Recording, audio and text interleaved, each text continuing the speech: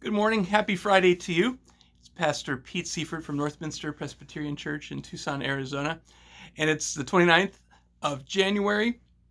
And I wanted to show you one of the cool gifts I got this past season, a holiday season. It was a puzzle. And maybe you knew this, that today is actually National Puzzle Day. And this is kind of a cool little gift. It's a picture of our church from above. But it's in the form of a puzzle. You can see. Now, I haven't broken it up into puzzle pieces yet, or into all its individual pieces and tried to put it together. So this would be a fairly simple one to do. You could probably do it in, I don't know, maybe 5 hours or so. And maybe you enjoy puzzles. What's your favorite? 100 pieces, 200, 1,000, 2,000 pieces? Oh my. The thing about puzzles is they challenge us. You have to have patience. It takes time to focus. It tests memory. Puzzles might be fun to do, but in life, sometimes puzzles get confusing and we are uncomfortable with them. This Sunday, we're looking at the life of Abram, who becomes Abraham in the Old Testament. And in Genesis chapter 15, there's this scene that Abraham has with God, and he's confused. He's in a puzzle of life.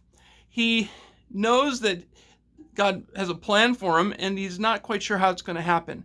He doesn't have any male descendants. He doesn't know how his legacy will be able to be carried forward, let alone the promises of God. And so God takes him, and he says, "Look at the sky and count the stars, if indeed you can. So shall your offspring be," he said to Abraham. And so Abram had this opportunity. He had this big puzzle, but God also had this promise for him. And it says, Abram believed the Lord, and he credited it to him as righteousness. It was in this moment of faith where Abram, who later would be called Abraham, believed God. And he didn't just believe him, he trusted him. That there was going to be no puzzle in front of him or his life that would prevent God's covenant from being established and fulfilled. Friends, I hope that's an encouragement to you today. There might be puzzles in front of you, and you may not enjoy what they look like at this moment.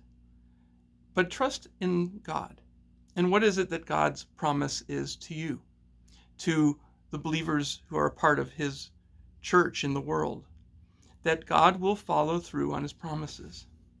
And that in spite of the puzzles that are in front of us or the doubts that we have, God's sovereign will and plan will come to fruition with or without us, preferably with us. So friends, today, trust in God, and it will be credited to you as righteousness. For what we know about Jesus Christ is that his righteousness that is poured out for us on the cross is available to all who believe, that we might be established, rooted in his love, that we might build our lives on the rock of the gospel instead of the shifting sands of this world. So friends, have a beautiful Friday, have a wonderful weekend, and I look forward to worshiping with you either in person or online this Sunday.